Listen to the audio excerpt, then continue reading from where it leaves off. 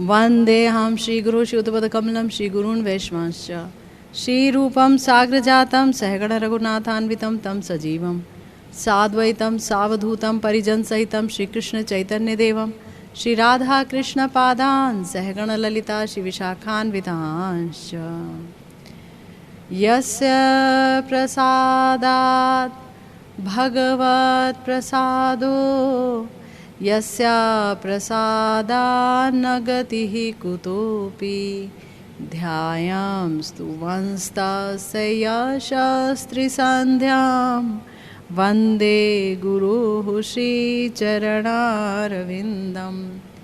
नमो महावदान्याय कृष्णप्रेमप्रदायते कृष्णाय कृष्णचैतन्य नाम्ने गौरत्विषे नमः। हे कृष्ण करुणा सिंधु दीनबंधु जगत्पते गोपेश गोपिका कांत राधा कांत नमोस्तुते तप्त कांचन गौरांगी राधे वृंदावनेश्वरी वृषभानुसुते देवी त्वं नमामि हरिप्रिये।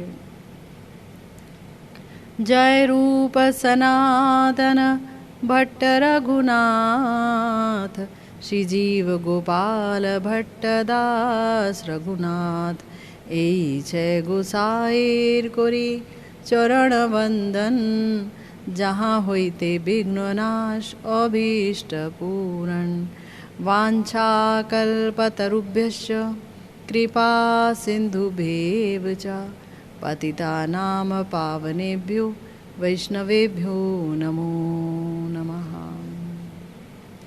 जय श्री कृष्ण चैतन्य प्रभु नित्यानंद हरे कृष्ण हरे राम श्री राधे गोविंद।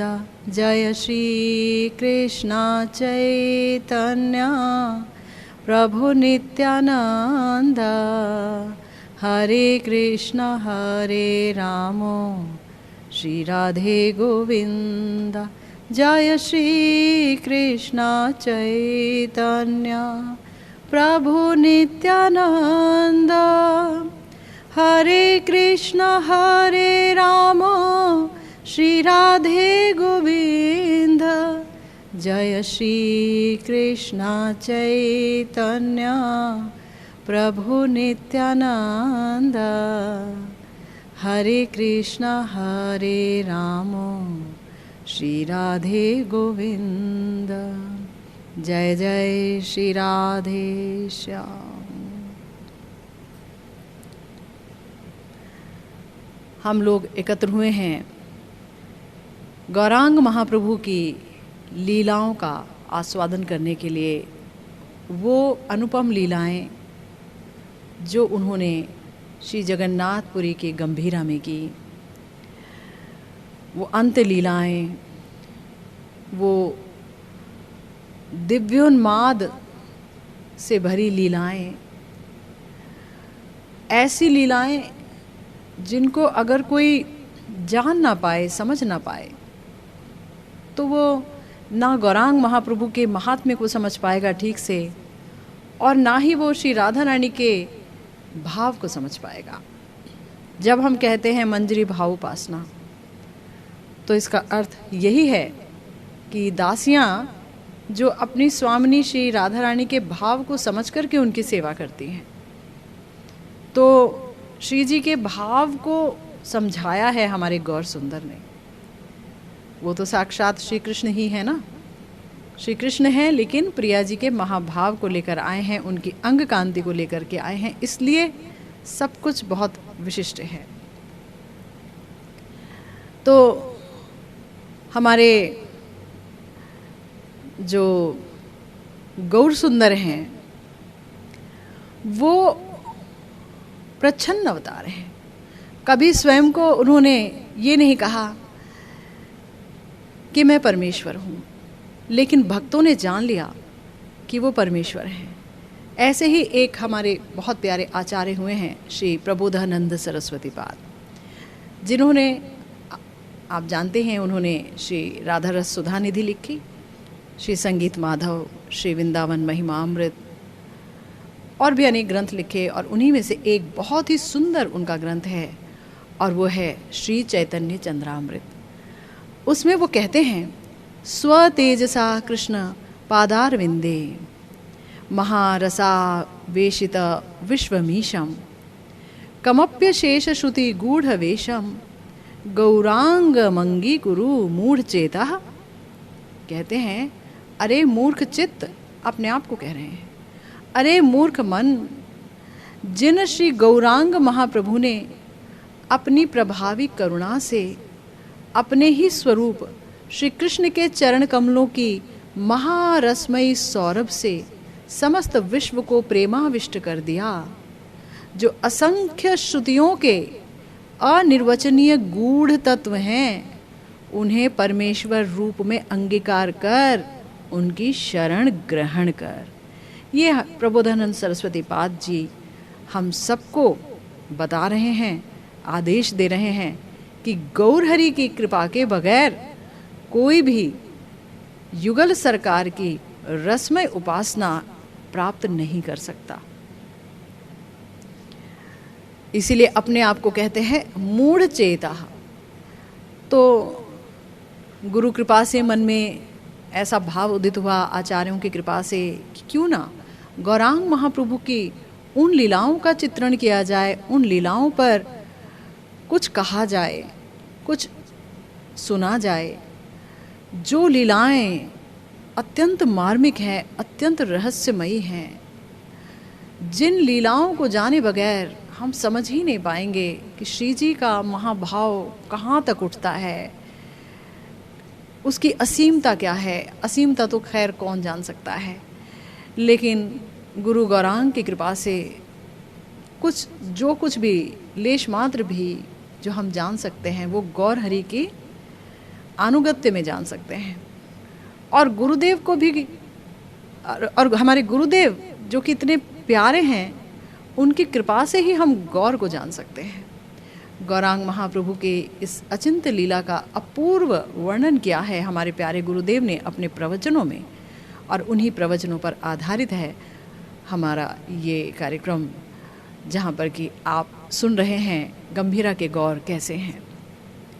तो आइए चलते हैं गुरुदेव के उन प्रवचनों की ओर, जहाँ पर गुरुदेव ने बहुत स्पष्टतः बताया है कि गौरहरि रात दिन क्या भोग करते हैं, किस प्रकार के भाव में डूबे रहते हैं गंभीरा में। श्री चैतन्य चरितामृत के मध्य लीला के द्वितीय परिच्छेद में हमारे प्यारे आचार्य श्री कृष्णदास कविराज गोस्वामी पाद वर्णन करते हैं, श्री राधिकार चेष्टा जैचे उद्धव दर्शने एई मतो दशा प्रभुर होय रात्रि दिने। कि उद्धव जी को देख करके श्री राधा रानी की जो दशा हुई, उनकी जो चेष्टा हुई, वो जो प्रलाप बोलने लगी, वो जो बोलने लगी, दिव्य उन्माद भरे वाक्य बोलने लगी, वो सब श्रीमन महाप्रभु के अंदर दिख रहे हैं। अब रातों दिन महाप्रभु की दशा ऐसी ही है जैसे मानो उद्धव जी को देखते ही दिव्योन्मादवती मोहनाख्या महाभाववती श्री राधिका की दशा हुई। हमारे गुरुदेव कह रहे हैं, गौड़ीय वैष्णवाचार्य वर परम पूज्यपाद श्री श्रील कृष्णदास कविराज गोस्वामी चरण अपने श्री चैतन्य चरितामृत के मध्य लीला के द्वितीय परिच्छेद में श्रीमन महाप्रभु के अति रहस्यमय, याद रखिए ये गंभीरा लीलाएं अति रहस्यमय हैं। ये तो गुरु कृपा के बगैर हृदंगम करना बहुत मुश्किल है। तो अति रहस्यमय और सुगंभीर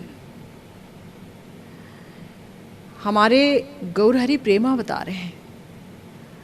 प्रेम हमेशा आकर्षण करता है श्री कृष्ण को। प्रेम भावों के अनंत तरंगों से तरंगायित रहता है। ये प्रेम सिंधु बहुत ही विचित्र है, बहुत गहन है, बहुत गहरा है। और इसीलिए चूँकि हमारे प्यारे गौरहरि प्रेम अवतार हैं, वो प्रेम का आस्वादन कर रहे हैं, कृष्ण प्रेम का आस्वादन कर रहे हैं प्रिया जी का महाभाव लेकर, और इस समय मोहनाख्य महाभाव का आस्वादन कर रहे हैं, श्री राधा रानी की उस दशा का आस्वादन कर रहे हैं। इसलिए ये जो लीला है गंभीरा की, वो है सुगंभीर गंभीरा लीला, और इसी को सूत्र के आकार में वर्णन कर रहे हैं मध्य लीला, श्री चैतन्य चरितामृत के मध्य लीला के द्वितीय परिच्छेद में हमारे श्री कविराज जी। महाप्रभु का ये कृष्ण विरह कैसा है। शेष जे रोहिलो प्रभुर द्वादश बत्सर, कृष्णेर विरह स्फूर्ति होय निरंतर।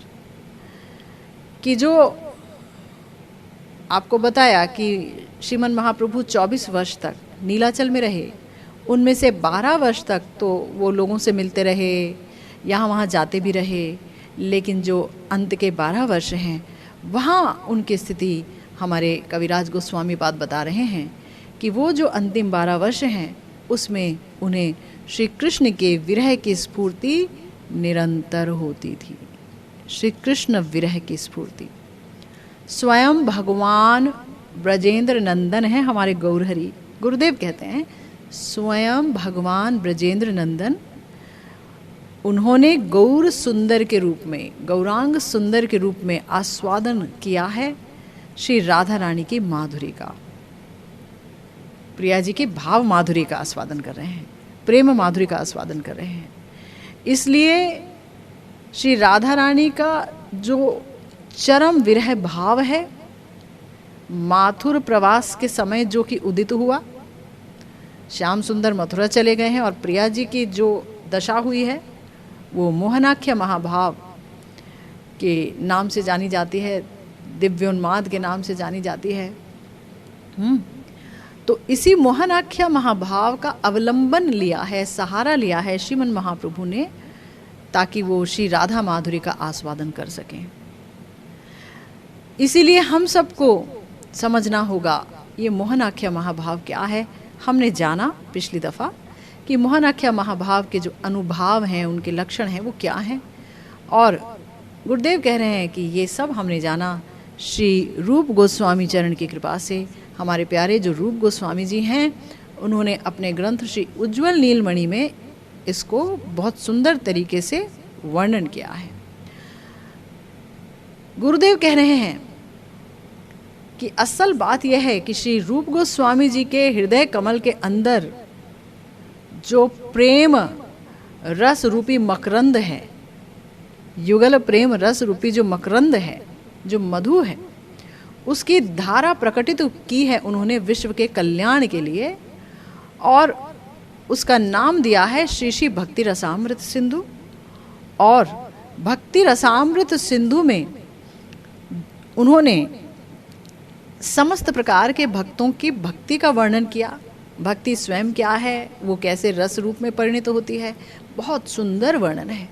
अगर आपने भक्ति रसामृत सिंधु का अनुशीलन नहीं किया है तो यकीन मानिए आप बिल्कुल नहीं समझ पाएंगे कि भक्ति क्या है, और क्यों हम कहते हैं कि भक्ति ही ऐसा परम आस्वादन पूर्ण माध्यम है जहाँ साधन में पूर्ण आस्वादन है, और साध्य में तो आस्वादन है ही, और सिद्धि में भी बहुत आस्वादन है। राह में आस्वादन है, मंजिल में आस्वादन है।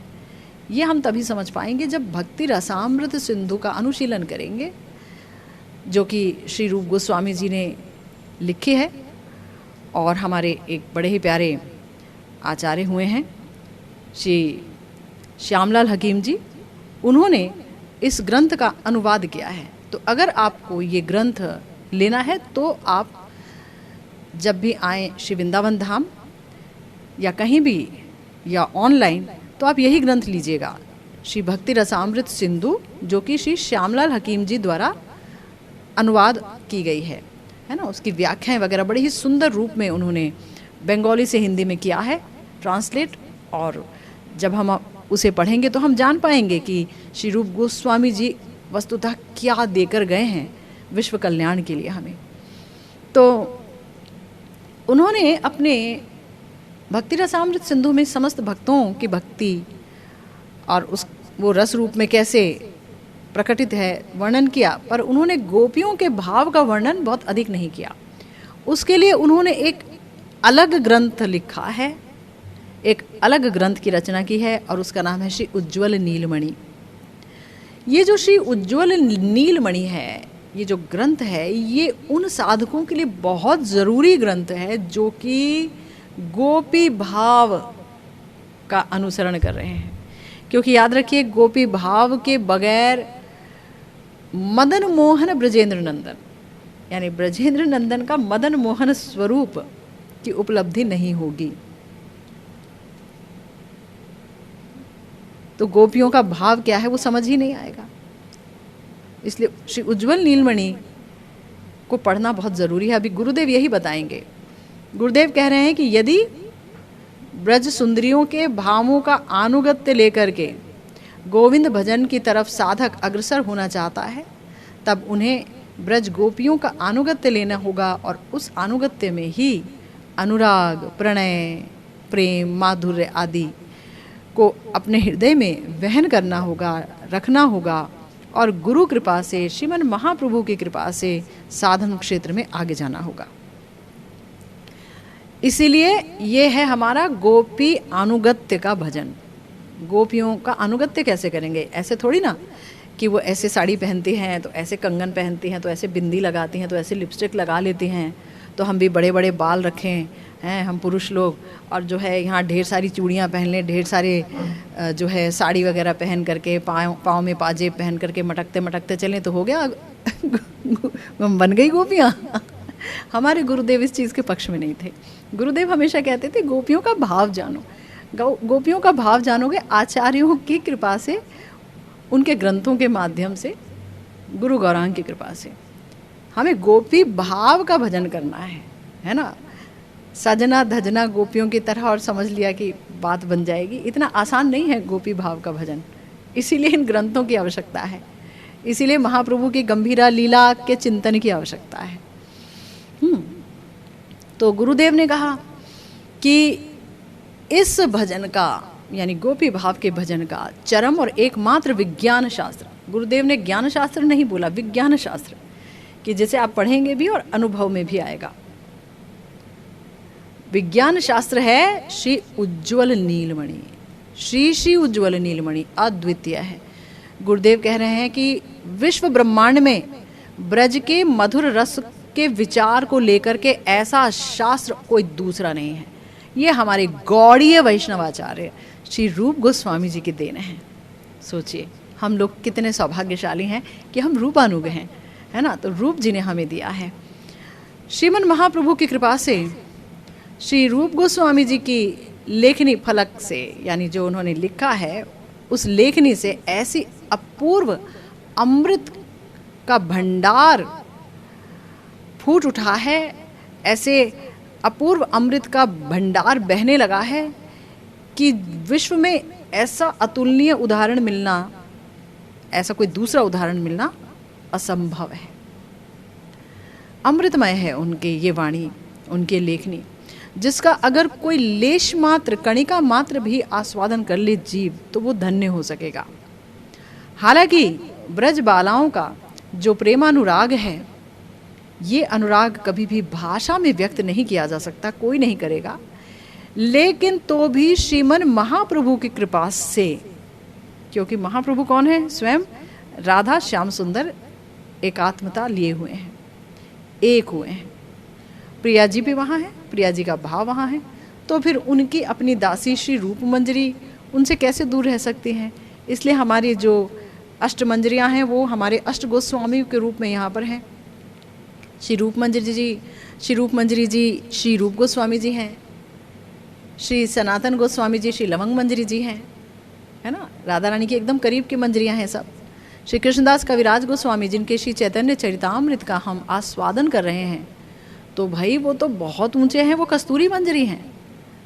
मंजरियों ने दिए हैं हमें ये ग्रंथ, वही बता सकती हैं कि ब्रज में क्या चलता है, वही बता सकती हैं कि ये जो कितने प्रकार की सखियां हैं, प्रिया प्रियतम का प्रेम ही कैसा है, ये महाभाव क्या है, ये मोहनाख्या महाभाव क्या है, कौन बताता है? बताइए, किसी भी संप्रदाय में चले जाइए, किसे पता है ये मादनाख्या महाभाव, मोहनाख्या महाभाव? ये तो हमारे गौड़ीय वैष्णवाचार्य श्री रूप जी ने हमें दिया और समस्त विश्व के कल्याण के लिए दिया है ना। जैसे कि श्रीमद् भगवद गीता अगर भगवान ने दी तो वो सिर्फ एक विशेष धर्म के लिए नहीं दी, वो समस्त मानव धर्म के लिए दी, मानव जगत के लिए दी, है ना। इसी प्रकार से तो हमारे प्यारे गुरुदेव कहते हैं कि महाप्रभु की कृपा है श्री रूप गोस्वामी जी पर, इसीलिए उन्होंने अपनी श्री उज्ज्वल नीलमणि में गोपियों के भाव का एक आभास प्रदान किया है विश्व जगत के साधकों के लिए।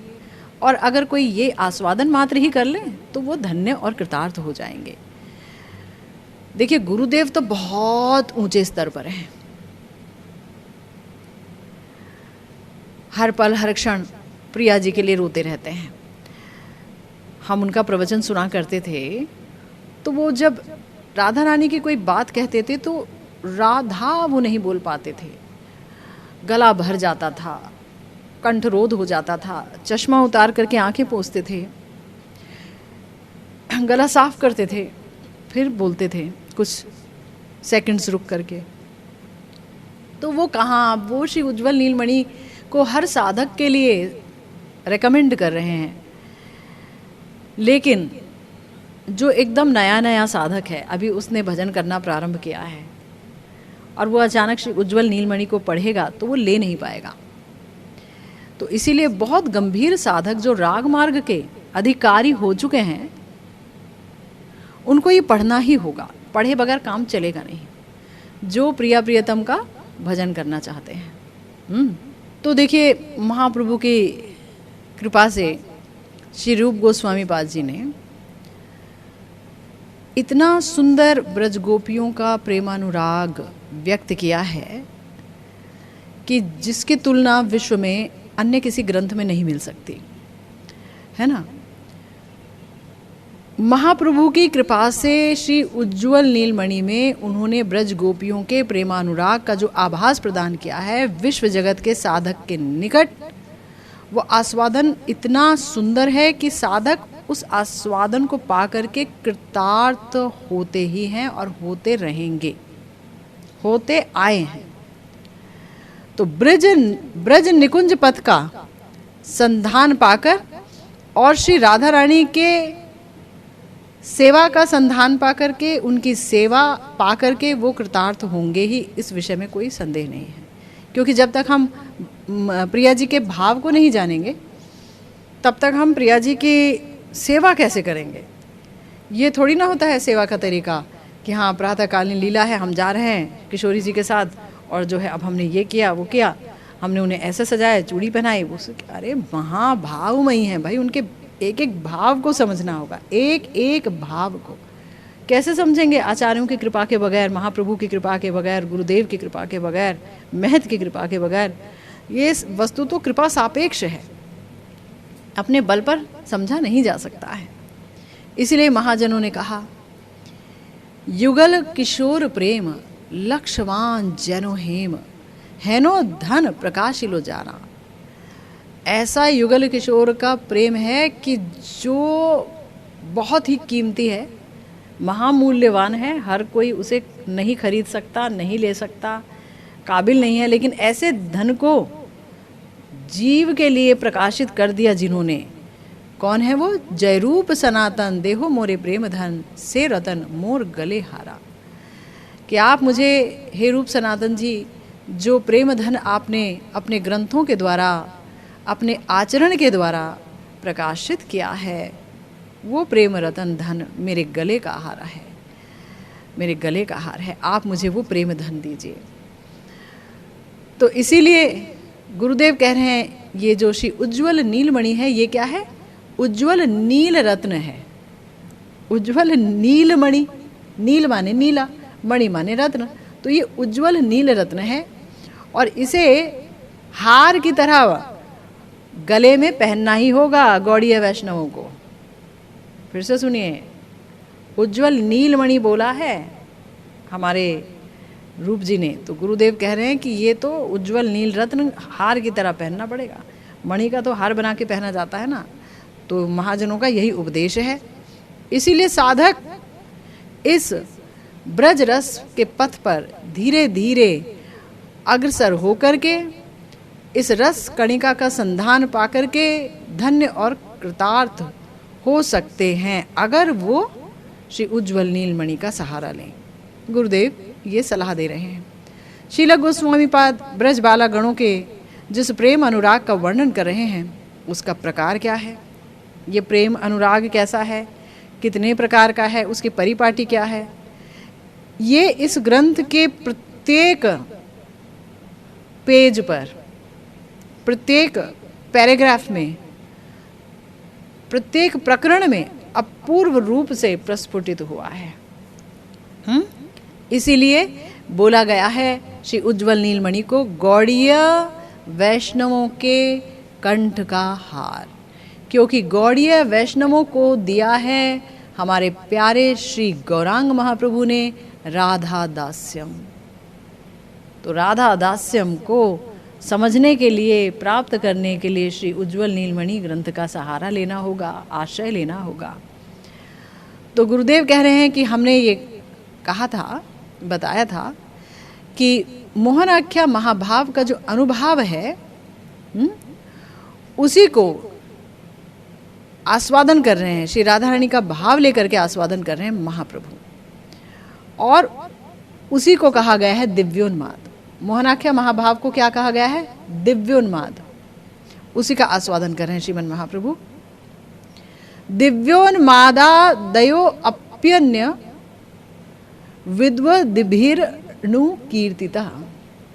कहा गया कि दिव्योन्माद का जो लक्षण है वो क्या है? भ्रमाभा कापि वैचित्र्य दिव्योन्माद इतीर्यते। अब ये बहुत ध्यान से सुनिए, क्या है दिव्योन्माद? हम किसे दिव्योन्माद कहते हैं? दिव्योन्माद, दिव्योन्माद। बाबा ने, हमारे गुरुदेव ने बहुत अच्छी तरह से दिव्योन्माद की परिभाषा दी है, उसे समझाया है। गुरुदेव कहते हैं भ्रमाभा कापि वैचित्री दिव्योन्माद इतीर्यते। ये दिव्योन्माद भक्तों के आस्वादन की एक निगूढ़ संपत्ति है। भक्त ही आस्वादन कर सकते हैं प्रिया जी के और गौर सुंदर के दिव्योन्माद का, है ना। और ये दिव्योन्माद किसी भाषा में व्यक्त नहीं किया जा सकता। दिव्य उन्माद, उन्माद माने पागलपन, मगर कैसा पागलपन? जो दिव्य है। अजीब सी बात है, पागलपन जो दिव्य है। जी हाँ, इसीलिए प्रिया जी के उन्मादवत अवस्था को और गौर सुंदर के उन्मादवत अवस्था को दिव्यता का नाम दिया गया है। दिव्य उन्माद है। कैसे है गुरुदेव आगे बताएंगे। गुरुदेव कह रहे हैं श्रीमती राधा रानी का ये जो चरम भाव है उसका आस्वादन कर रहे हैं महाप्रभु स्वयं, और पंडितों का ये अगम्य वस्तु है। पंडित लोग यहाँ नहीं पहुँच सकते। पंडित माने वो लोग जो बुद्धिजीवी हैं, जिन्होंने बहुत पढ़ाई लिखाई की है, बड़े सारे वेद पढ़े हैं, ये पढ़ा है, वो पढ़ा है, उनकी पहुँच महाप्रभु के दिव्योन्माद तक नहीं है। ये तो कृपा सापेक्ष है, कृपा से ही समझा जाएगा। विद्या बुद्धि के अगोचर है। विद्या बुद्धि, अगर आपने पीएचडी कर ली है, एमफिल कर ली है, पीएचडी कर ली है या कुछ भी कर लिया है, और आप सोचे कि हम महाप्रभु को समझ पाएंगे, तो ये संभव नहीं है। तो ये जो दिव्योन्माद है भक्तों की निगूढ़ संपत्ति है। आस्वादन करने के लिए इसे भाषा में कोई व्यक्त नहीं कर सकता, इसका कोई उपाय नहीं है। प्रिया जी का यही चरम भाव यानी मोहनाख्या महाभाव का आस्वादन कर रहे हैं हमारे श्रीमन महाप्रभु स्वयं, जो कि श्री कृष्ण ही हैं। प्रिया जी का भाव लेकर आए हैं, तो यहाँ उन्हें सिर्फ श्री राधा रानी ही समझना, तब बहुत आसान हो जाएगा उनको समझना। हालांकि तब भी आसान नहीं है, क्योंकि बड़े बड़े पंडित भी उन्हें नहीं समझ सकते।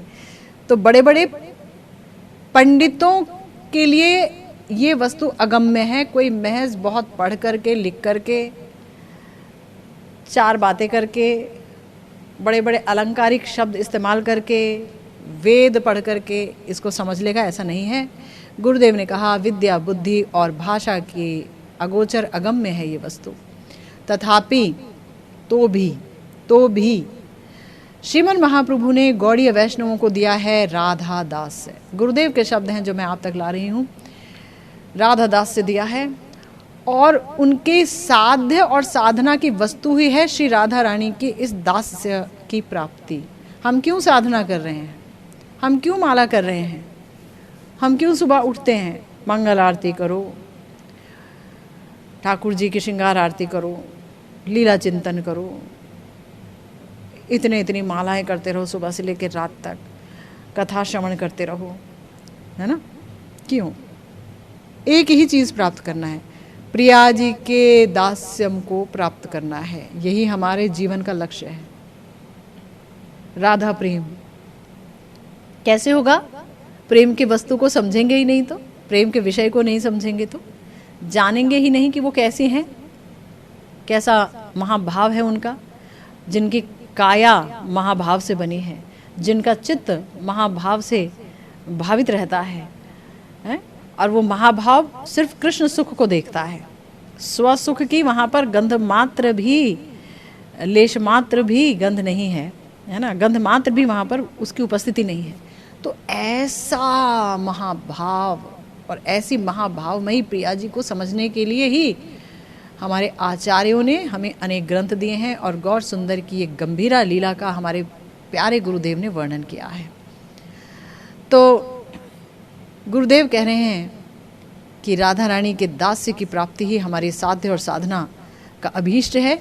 इसीलिए श्रीमन महाप्रभु की लीला में गौड़ीय वैष्णवों को चरम आस्वादन वस्तु जो मिल रही है, चरम आस्वादन की वस्तु, वो है प्रिया जी की यानी श्री श्री राधा रानी की और श्रीमन महाप्रभु की दिव्योन्माद लीला गौड़ीय वैष्णवों की चरम आस्वादन की वस्तु है। जब तक हम नहीं समझ पाएंगे उस लीला को, दिव्योन्मादमयी लीला को, गौर सुंदर के, तब तक मैं आपको बताऊं तो चित्त भी शुद्ध नहीं होगा। कितना भी कीर्तन कर लें, कितना भी कुछ कर लें, तो वो चित्त शुद्ध नहीं होगा। चित्त शुद्ध होगा ही तभी जब हम इस दिव्योन्माद लीला को समझेंगे। श्रीमती राधा रानी का ये जो भाव श्रीमन महाप्रभु की गंभीरा लीला में व्यक्त हुआ है, इसे कहा गया है भ्रमाभा कापि वैचित्र्य दिव्योन्माद इतीरियते। यानी कहाँ श्री राधा रानी का वो दिव्योन्माद मोहनाख्या महाभाव गुरुदेव कह रहे हैं, और कहाँ मेरे जैसा क्षुद्र कीट जीव। ये गुरुदेव की बहुत बड़ी दीनता है, वो अपने लिए ऐसे ऐसे शब्दों का अनेक जगह इस्तेमाल करते आए हैं। हम पढ़ते चले आए हैं, सुनते चले आए हैं। अपने आप को कहते हैं मैं क्षुद्र कीट जीव हूँ, इस विषय में कुछ भी बोलने का मुझे अधिकार नहीं है, लेकिन फिर भी बोला। क्यों बोल रहे हैं? इसलिए मैंने बोला क्योंकि महाप्रभु की कृपा से ये जो वस्तु है ये गौड़ीय वैष्णव का आस्वाद्य हो गई है, आस्वादन का विषय हो गया है, इसलिए मैं बोल पाया, उनकी कृपा हुई है। हैं? करुणा करके, कृपा करके जिसकी वस्तु है उसी ने हमें दे दी है। महाप्रभु की वस्तु और महाप्रभु ने ही श्री कृष्णदास कविराज गोस्वामी जी के माध्यम से हमें दे दी है। श्री राधा रानी की वस्तु है, राधा रानी के ही महाभाव को श्री कृष्ण ने गौर रूप में आस्वादन किया और वो फिर हमें दे दिया है। आनुषंगिक के प्रेममय कोइलो त्रिभुवन, खुद तो प्रेम रस का आस्वादन किया और त्रिभुवन को प्रेममय कर दिया। तो इसलिए हमें इस दिव्य उन्माद को समझने के लिए कुछ जानना होगा। क्या कि हम जितना भी आभास पाते हैं, जितना भी आभास पाते हैं, उससे ही श्री कृष्ण की वो माधुर्य की आकर्षणी शक्ति किस प्रकार से उसके भक्त के चित्त को आकर्षण करके सारे विश्व को कृष्णमय कर देती है और जगत के सभी लुब्ध वस्तु को साधक के नयन के आगे से हटा देती है और उसका हृदय रूपी जो चित्र है वो कृष्ण भावमय हो उठता है।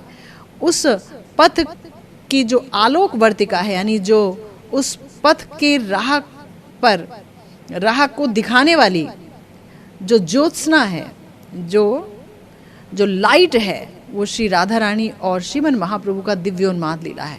इसका अर्थ क्या हुआ? गुरुदेव कह रहे हैं कि देखो भाई, एक बात समझना कि हम इस दिव्योन्माद को जब हम ये समझने जाएंगे तो ये जानना क्यों ज़रूरी है, दिव्योन्माद को जानना क्यों ज़रूरी है? इसलिए ज़रूरी है क्योंकि तब आप देखेंगे कि ये जो श्री कृष्ण की माधुर्य की ये जो शक्ति है, श्री कृष्ण सांद्रानंद घन मूर्ति है, श्री कृष्ण मधुरता की खनि है, खान है मधुरता की, माधुर्य की अवधि है। माधुर्य ही एक स्वरूप लेकर के श्री कृष्ण रूप धारण करके आया है। श्री कृष्ण ऊपर से लेके नीचे तक मधुर ही हैं। माधुर्य भगवतार सार ब्रजे कैलो प्रचार, भगवत्ता का सार ही श्री कृष्ण का ये माधुर्य है।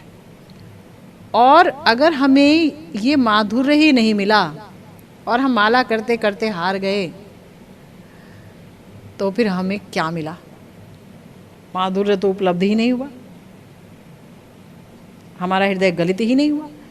तो गुरुदेव कहते हैं कि ये जो श्याम सुंदर का जो माधुर्य है वो उसमें इतना आकर्षण है, इतना आकर्षण है कि ये रूप देखी आप नार कृष्णे होए चमत्कार, आस्वादिते मने उठे काम।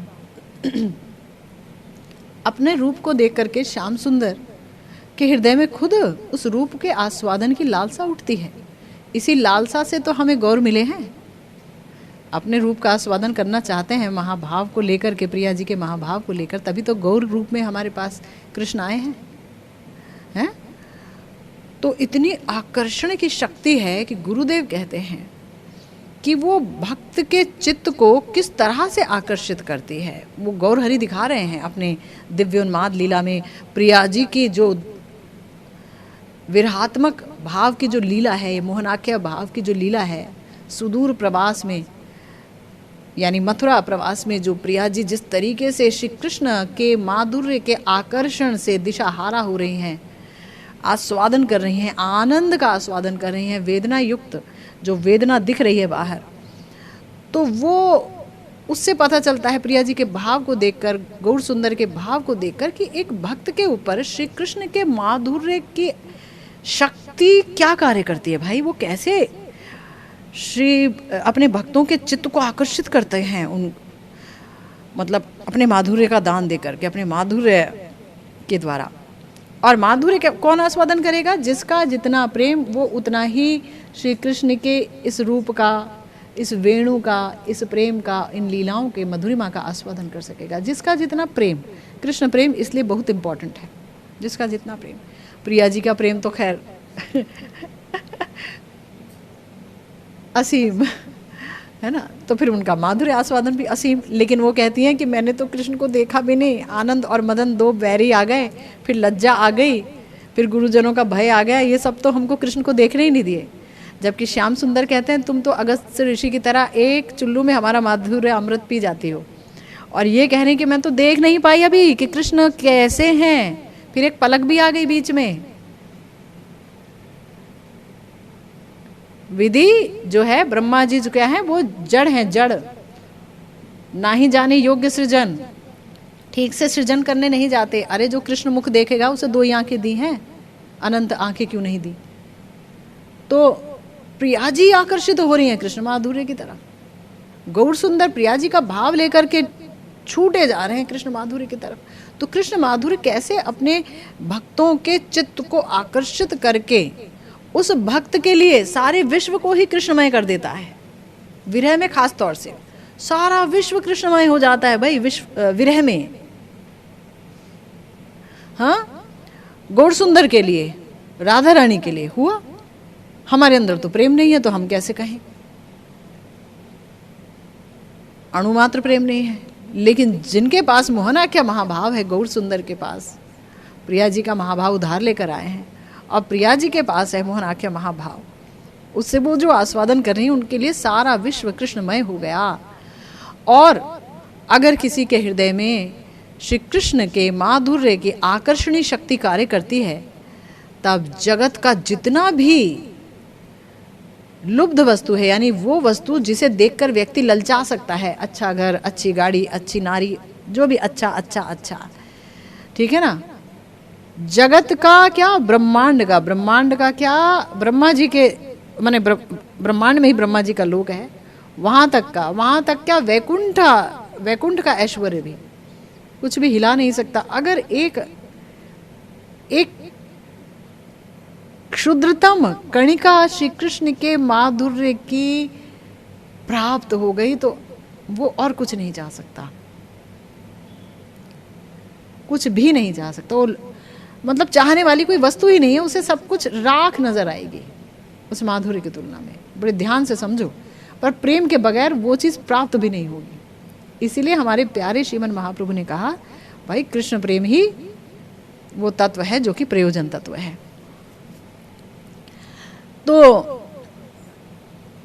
साधक के नयन के सामने से सारा जगत का जितना भी लोभनीय वस्तु है वो सब समाप्त हो जाता है, वो देखता ही नहीं किसी भी चीज को, सब राख है, और उसका हृदय कृष्ण भाव में हो जाता है। और श्री राधा रानी और श्रीमन महाप्रभु की ये जो दिव्य उन्माद लीला है, उसी से ये बात पता चलती है, उसी पथ को और वो आलोकित कर रही है।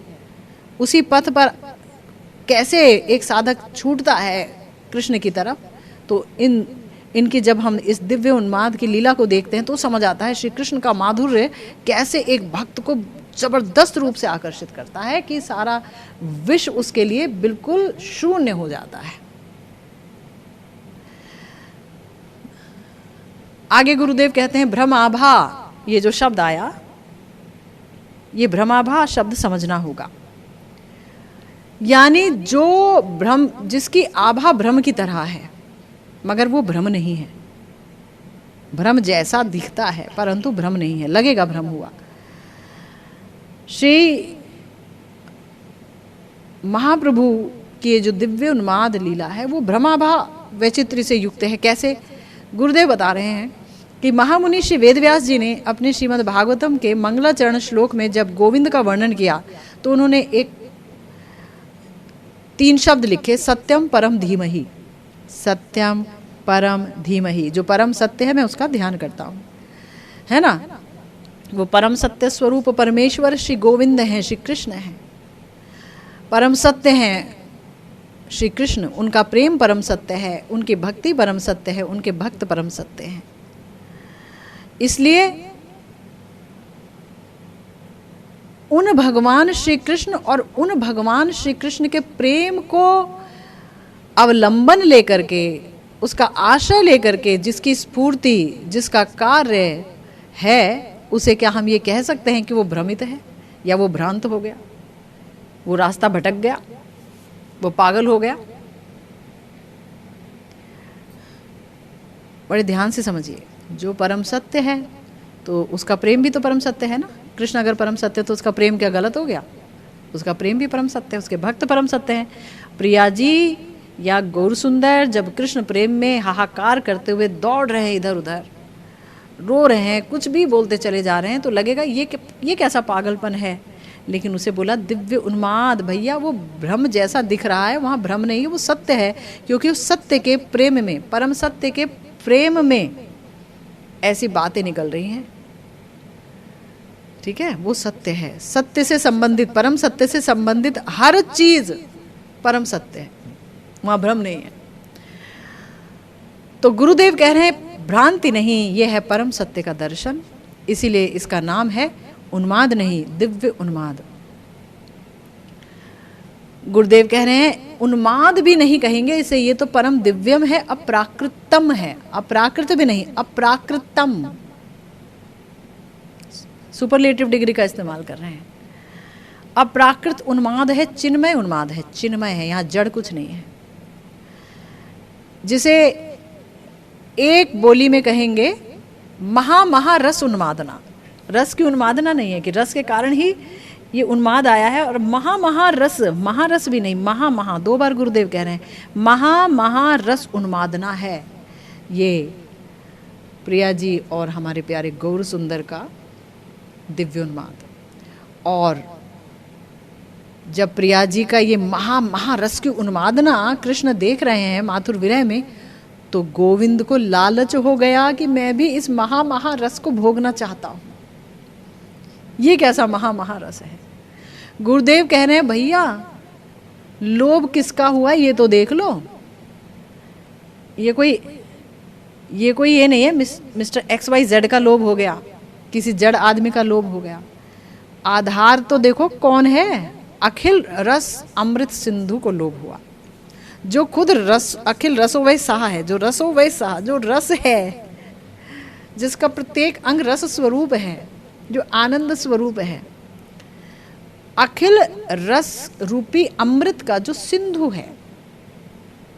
तो और जब तुम्हारे अंदर ही सब कुछ है, तुम सबके कारण हो, अनादिर आदिर गोविंदा सर्व कारण कारणम, तुमको कैसे लालच हो गया भाई?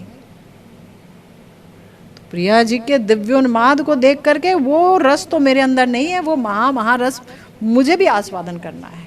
इसीलिए गौर सुंदर के रूप में आए हमारे रास बिहारी श्याम सुंदर जी। तो गुरुदेव कह रहे हैं आधार तो छोटा नहीं है, रसानाम रसतम अखिल रसामृत सिंधु है गोविंद। उनके हृदय में लोभ जागृत हुआ। अच्छा, लोभ जागृत हुआ तो जागृत हुआ। कह रहे हैं कि लोभ इतना दुर्बार है, ये ऐसा जबरदस्त लोभ है कि वो इस लोभ से बाहर नहीं निकल पा रहे हैं। गोविंद कृष्ण उस लोभ से बाहर नहीं निकल पा रहे हैं। तो वो लोभ इतना दुर्बार है कि उन्होंने कहा भाई मुझे राधा भाव अंगीकार करके, राधा प्रेम अंगीकार करके स्वयं राधा बनना होगा, तो ही मुझे ये महारस की उन्मादना मत्तता प्राप्त होगी। मैं तभी कृष्ण रूप यानी निज रूप का आस्वादन कर पाऊंगा, निज मधुरता का आस्वादन कर पाऊंगा। प्रेम से तो मधुरता होगी ना। तुम्हारे पास तो विषय जातीय प्रेम है, तुम तो प्रेम के विषय हो। आश्रय जातीय प्रेम तो तुम्हारे पास नहीं है। तभी बोल रहे हैं आश्रय जातीय प्रेम पाने का लोभ जागृत हो गया।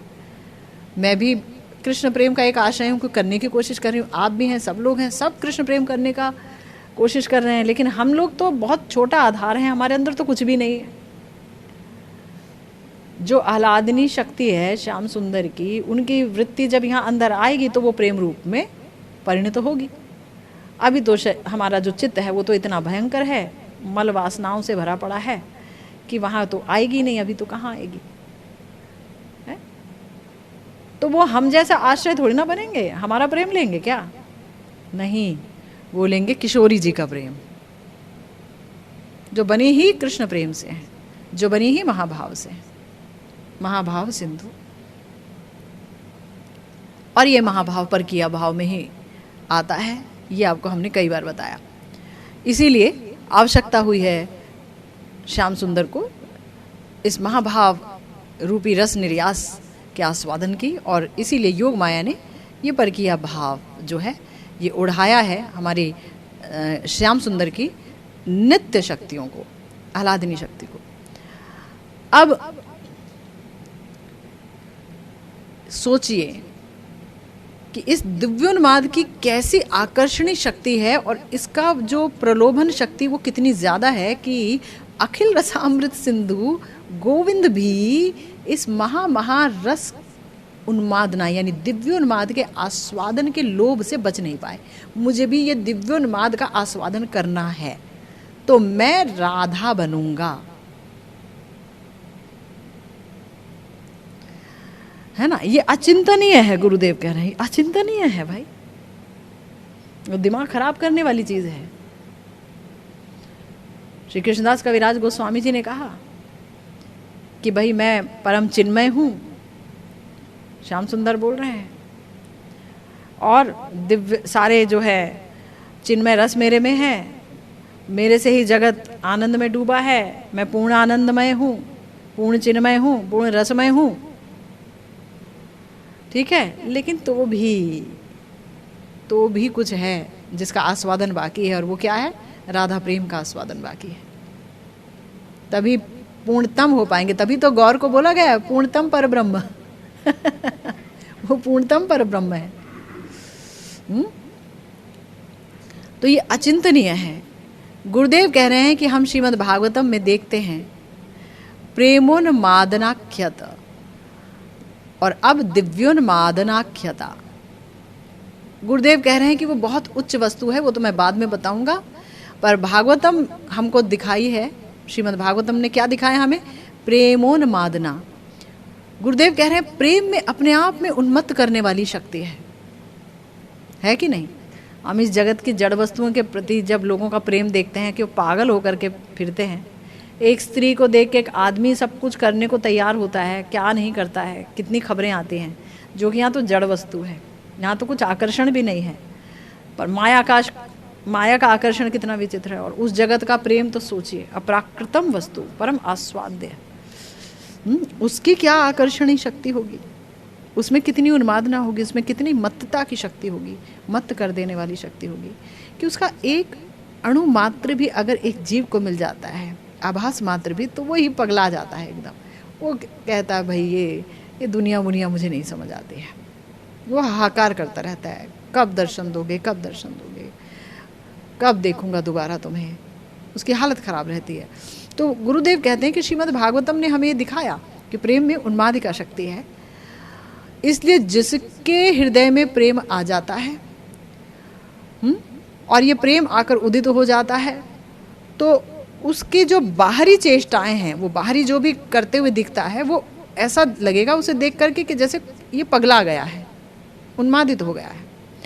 पर भागवतम उसको उन्मादग्रस्त बोलने का साहस नहीं कर पाई, क्योंकि ये श्री कृष्ण से रिलेटेड है। श्री कृष्ण से संबंधित कोई भी चीज़ उन्माद नहीं, परम सत्य है, दिव्य है। तो कौन सा श्लोक है जिसमें ये बात आई? श्रीमद् भागवतम के 11वें स्कंद के 2 अध्याय का 40वां श्लोक है।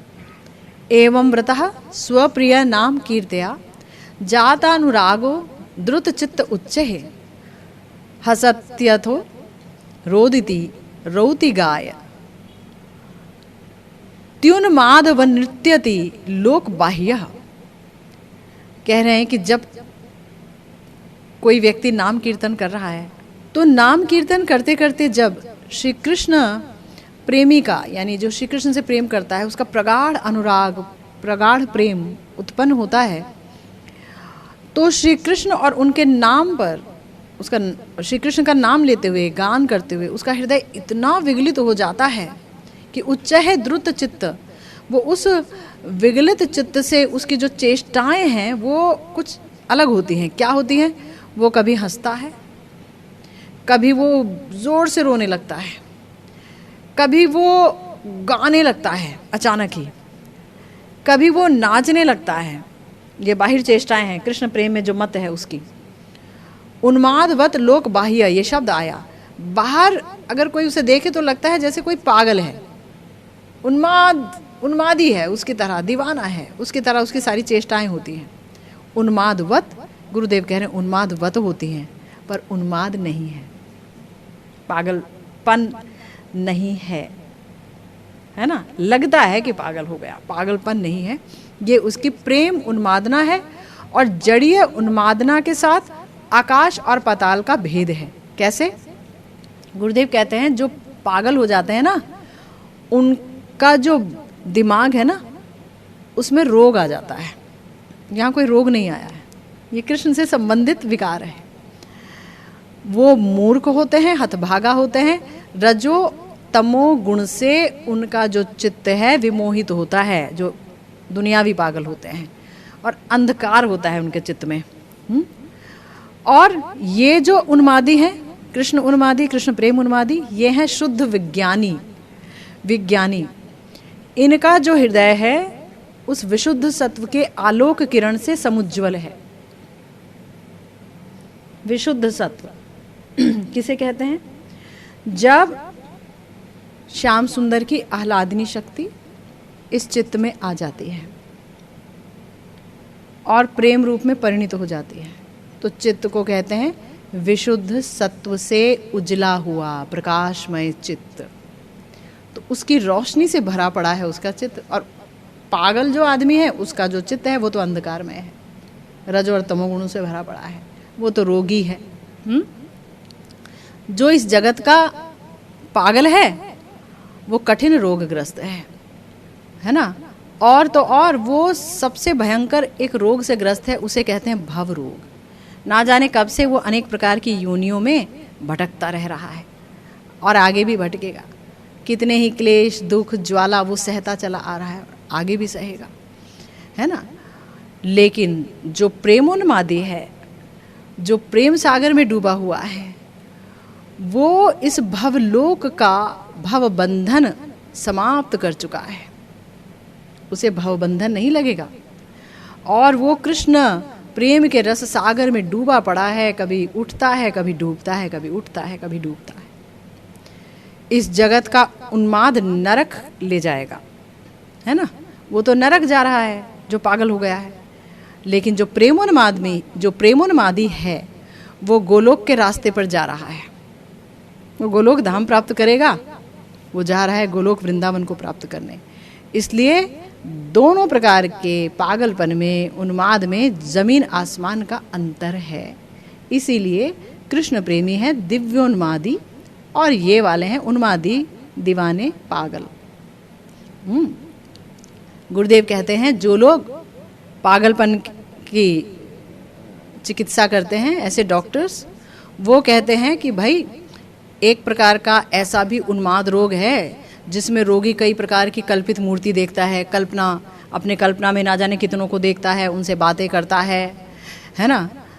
तो कभी हंसता है, कभी रोता है, कभी नाचता है, कभी गान करता है। सिजोफ्रेनिया कहते हैं शायद इस रोग को, है ना। वो ऐसे कल्पना का किसी पात्र से बातें करता रहता है, ठीक है। तो ये एक मस्तिष्क का विकार है। लेकिन प्रेमोन्मादी भी देखता है, हंसता है, बोलता है, बातें करता है, लेकिन वो मस्तिष्क की भ्रांति के कारण नहीं, वो तो परम सत्य का दर्शन करता है। उसे होती है लीला की स्फूर्ति, लीला की स्फूर्ति। तो ये लीला की स्फूर्ति कैसे होती है? श्रीमद् भागवतम का एक श्लोक है जिसका आश्रय ले रहे हैं गुरुदेव और इसे समझा रहे हैं। श्रीमद् महाप्रभु ने चाहा तो हम भी आस्वादन करेंगे कि किस प्रकार से एक दिव्योन्मादी और एक जो दुनियावी उन्मादी है उसमें फ़र्क क्या है। गुरुदेव इसको बहुत डिटेल में समझा रहे हैं। श्रीमद् महाप्रभु की कृपा होगी तो हम लोग फिर से इस चर्चा को जारी रखेंगे। इसी के साथ आज की भागवती कथा यहीं विश्राम लेती है। जय जय श्री राधे श्याम, श्री गुरु निताई गौर सीतानाथ प्रेमानंदे, हरि हरि बोल।